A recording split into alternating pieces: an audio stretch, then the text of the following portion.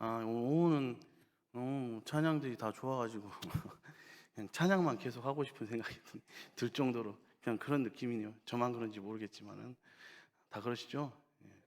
예전에 청년부 단기 선교 갔는데 조선족 한족 300명 정도 모여가지고 토요일 날 저 그때 청년 회장이었거든요. 청년부 단기 선교였는데 찬양을 해달라 그래서 하겠다고 했는데 얼마나 해야 되냐고 그 교회 전도사님한테 물어보니까 마음껏 하라고 그래서 상당히 난감했는데, 그럼 말씀은 오늘 누가 하시냐고 하니까 오늘 말씀이 없다고 그래가지고 그날 300명 앞에서 청년 제가 찬양 인도를 한 3시간 했는데 찬양을 그렇게 3시간 하고 끝났거든요. 그날 집회를 그렇게 끝내더라고. 그래서 처음 경험해봤는데 다리가 풀려가지고 찬양을 너무 열심히 했던 생각이 납니다. 오늘도 그냥 찬양이 은혜가 되고요.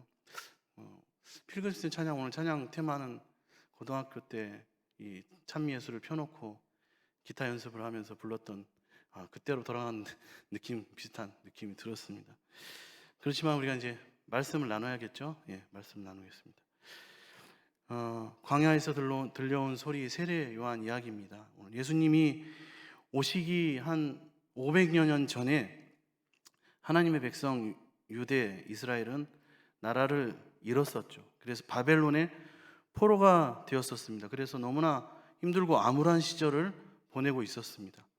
포로된 유대 백성들을 지배하고 있던 바벨론은 당시 세계에서 너무나 강한 나라였고 영원히 제국의 영광을 무너지지 않을 것 같은 그런 모습을 보여주고 있었습니다.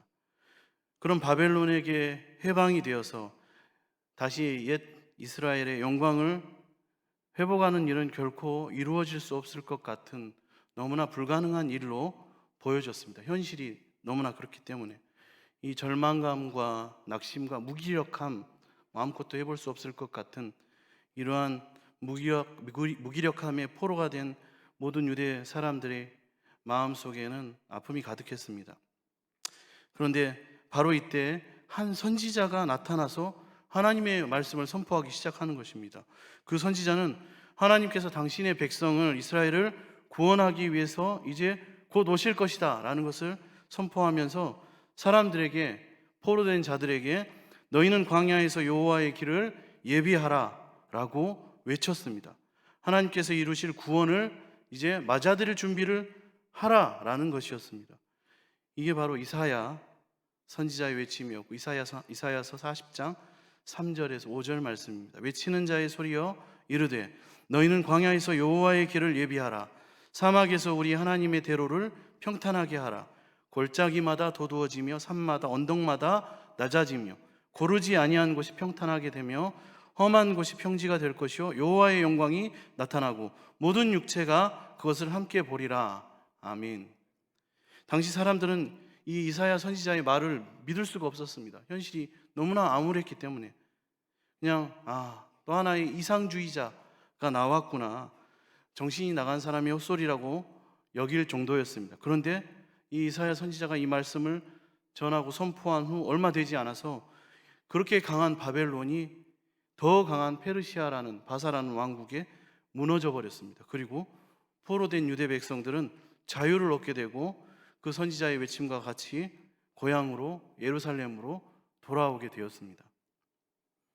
그때부터 한 500여 년이 흐른 뒤에 비슷하게 한 선지자에게, 광야에 있는 한 선지자에게 하나님의 말씀이 동일하게 임하고 있습니다. 오늘 누가복음은 당시의 상황을 이렇게 전합니다. 본문 3장 1절에서 2절입니다. 디베르 황제가 통치한 지 15해 곧 본디오 빌라도가 유대 총독으로, 헤롯이 갈릴리의 분봉왕으로, 그 동생 빌립이 이두레와 드러고니 지방의 분봉왕으로, 루사니아가 아빌레네의 분봉왕으로, 안나스와 가야바가 대제사장으로 있을 때 하나님 말씀이 빈들에서 사가랴의 아들 요한에게 임한지라. 아멘. 이 티베리우스라고 하는 황제는 아우구스투스 황제를 이어서 이 통일 로마 제국 제2대 황제가 된 사람입니다. 근데 이 사람은 반역이 의심되는 사람들을 무섭게 모조리 다 처형하면서 공포 정치를 한 사람이었습니다.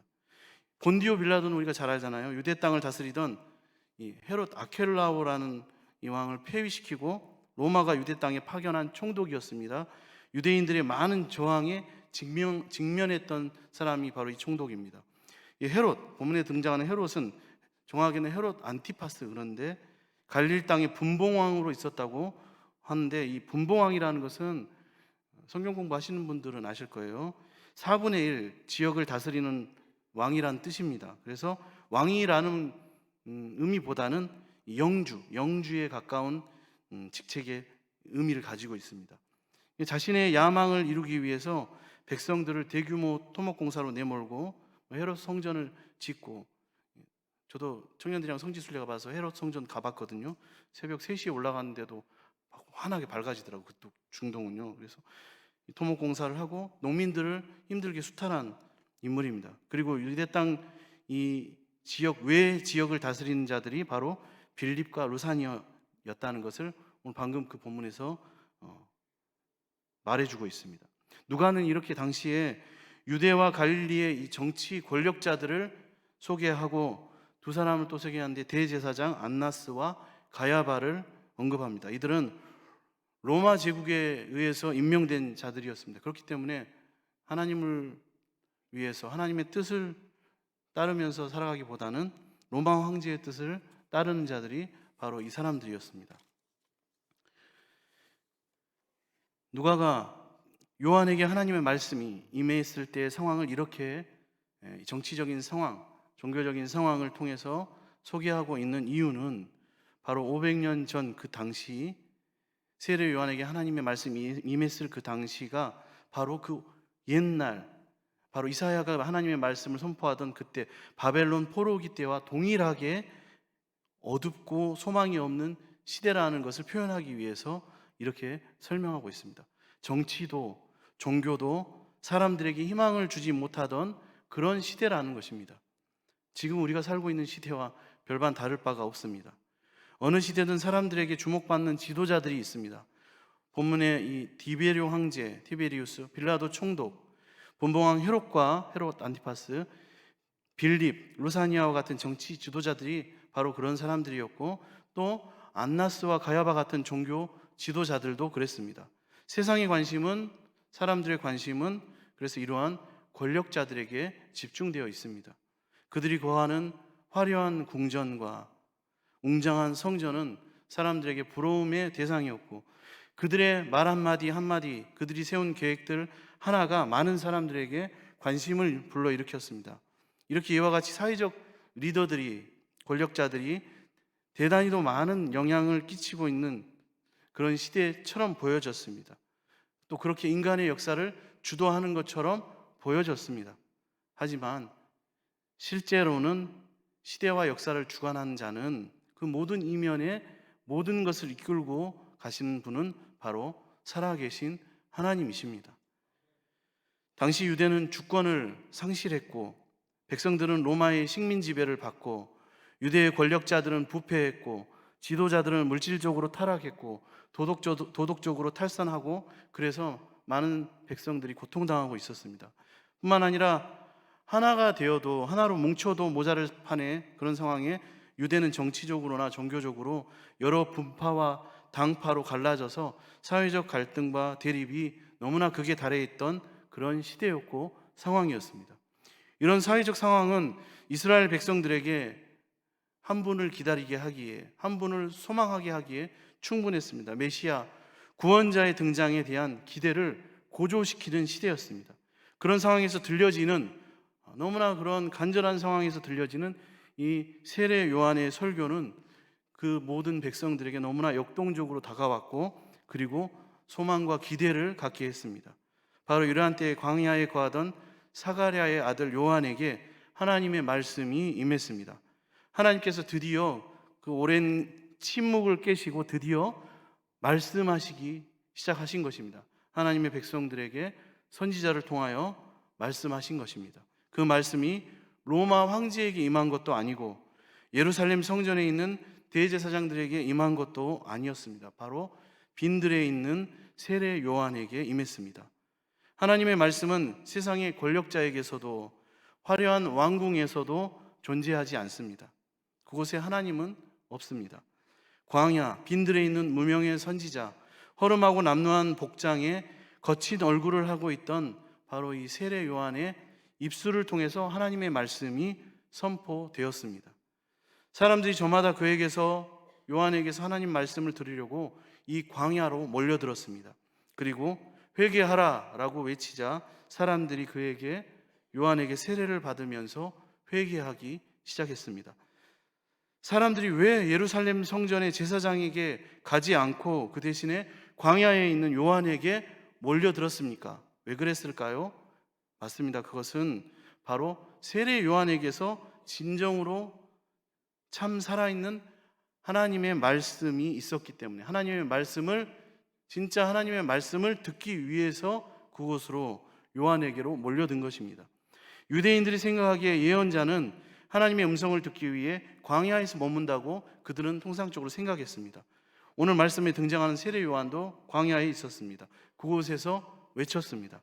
도시와 마을, 교회와 성전이 아니라 광야에서 외쳤습니다.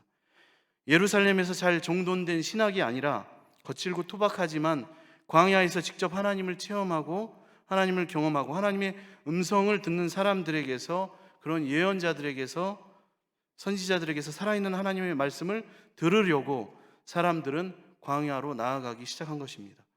예루살렘 성전에서 제사장으로 누릴 수 있는 종교와 영광을 다 버리고 광야로 나가서 낮은 자의 모습으로 살아가는 그 모습을 보면서 좀 더 그를 사람들은 신뢰했습니다. 이렇게 광야는 하나님이 말씀하시는 장소였고 하나님의 음성을 듣는 장소였습니다. 하나님을 생생하게 체험하는 장소가 바로 광야입니다. 요한에게 임한 하나님의 말씀, 오늘 3절에 요한이 요단강 부근 각처에 와서 죄사함을 받게 하는 회개의 세례를 전파하니, 빈들에서 하나님의 음성을 들었던 세례 요한은 그 하나님의 말씀을 그대로 선포합니다. 사람들이 알려준 것도 아니고 또 사람들이 원하는 고급스러운 소식을 알려준 것도 아니었습니다. 여기저기 떠도는 소문을 듣고 말한 것도 아니었습니다. 그가 전파한 것은 바로 하나님이 직접 주신 메시지 뿐이었습니다. 회개하라. 요한은 요단강 근처 각처에서 죄사함을 받게 하는 회개의 세례를 전파했습니다. 그가 하나님의 말씀을 받았던 빈들에서 떠나 회개의 세례를 베풀 수 있는 물이 있는 요단강 부근으로 사역의 현장을 옮기고 한 곳에 머무르지 않으며 상류와 하류를 거쳐가며 각처에서 가리지 않고 적극적으로 찾아다니면서 사역을 감당한 것입니다.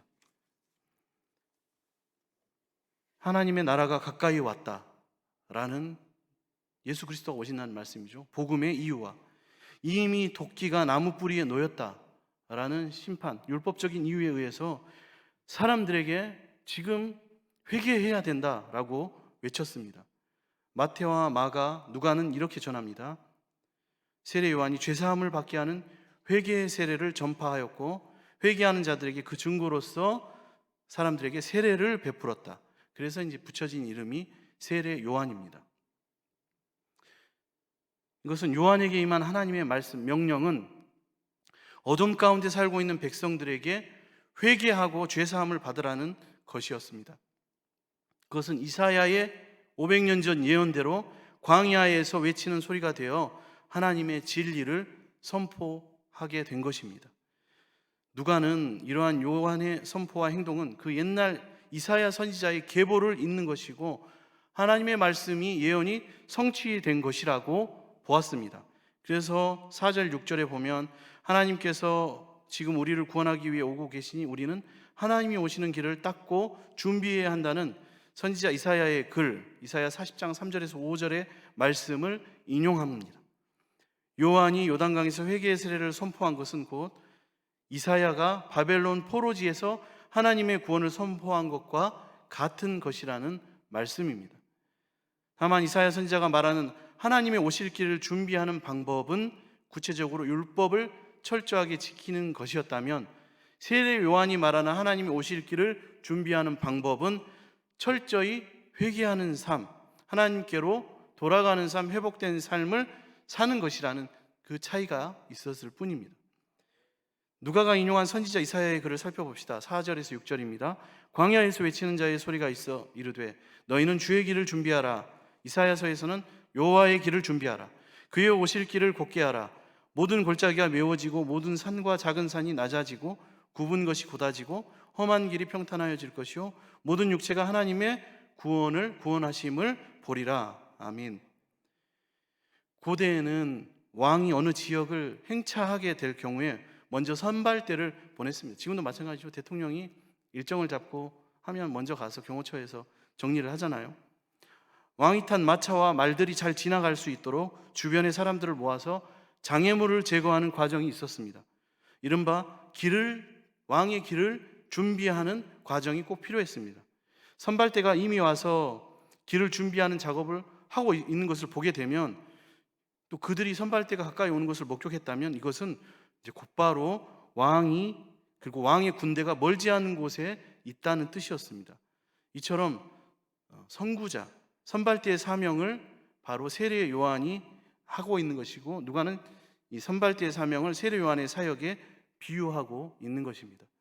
왕이 통과해야 할 길이 황무지라면, 또 거칠고 험한 길이 너무나 가득하다면 선발대를 먼저 보내서 거친 길을 잘 닦아서 평탄하게 하는 것이 너무나 필요한 것처럼, 당시 유대인들의 상태는 황무지와 같고 모든 것이 무너져 있었고 엉망이 되어 있었고 심각한 타락의 모습을 보이고 있었기 때문에, 하나님은 예수께서 공생의 사역을 시작하시기 전에 먼저 선발대로 그 땅을 평탄하게 하기 위해서, 그 타락한 심령들을, 황무지 같은 심령들을 평탄하게 하기 위해서, 회개하게 하기 위해서 먼저 세례 요한을 보내셔서 광야에 외치게 하셨습니다.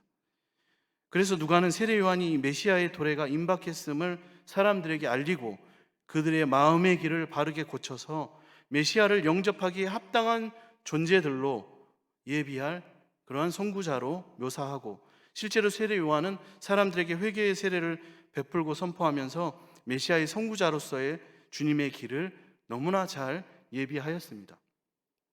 만왕의 왕이신 그리스도께서 도착하셔서 모든 육체가 하나님의 구원하심을 보게 하기 위하여 왕보다 먼저 보내심을 받은 선발대의 이 사명을 잘 감당한 세례 요한이었습니다. 우리도 주님의 다시 오실 길을 세례 요한과 같이 이 마지막 시대에 잘 감당해야 하겠습니다. 누가복음 2장 29절에서 30절에 보면 예루살렘 성전을 지키던 시므온이라는 사람이 이러한 예언을 받습니다. 죽기 전에 주의 그리스도를 보리라. 그리고 나서 아기 예수가 정결례를 위해서 예루살렘 성전에 왔을 때 그 아기 예수를 받아 안고 말하기를, 하나님 이제는 말씀하신 대로 종을 평안히 놓아주시는 그 위로를 주십니다. 놓아주시는 도다. 내 눈이 하나님의 구원을 보았사오니 하나님이 예비하셨습니다 라고 말합니다. 예수 그리스도가 바로 하나님의 구원이라는 말씀입니다. 그래서 6절에 모든 육체가 하나님의 구원을 보리라 라고 한 것은 모든 사람들이 하나님의 구원인 예수님을 보게 될 것이다, 이 예수님이 바로 하나님의 구원이다 라는 말씀입니다. 세례 요한은 자신의 사역이 메시아로 오실 그리스도 예수의 구원의 사역을 위한 예비 단계에 불과하다는 것을, 그런 사역이라는 것을 알고 있음에도 불구하고 자기 사역에, 정말 본게임 전에 예비 사역에 온 정성을 다하고 적극적으로 임했습니다. 이를 통해 우리는 예수 그리스도의 십자가와 복음의 진리를 온전히 알고 구원의 복음을 전파할 때 어떠한 모습으로 우리 사명을 감당해야 할지를 우리는 생각해 볼 수가 있습니다. 세상은 힘의 논리에 의해서 움직입니다. 모든 골짜기, 모든 산과 작은 산, 굽은 것과 험한 길, 사람들이 예수를 그리스도 구주로 영접하는데 방해가 되는 장애물들입니다. 가진 자는 더 많아지고 더 많이 가지고, 가난한 자는 더 가난해집니다. 높은 자는 더 높아지고 낮은 자들은 점점 낮아집니다. 이미 높은 곳에 오른 사람들은 소위 말하는 사다리 걷어차기라는 것처럼 아래 사람들이 올라오는 것을 방해합니다. 장애물을 놓습니다. 이게 세상의 논리고 힘의 논리입니다. 그 힘의 논리에 의해서 움직여지는 세상 속에서 낮은 자가 높아지고 없는 자가 있는 자가 될 수 없는 것입니다. 사람의 노력으로는 불가능합니다.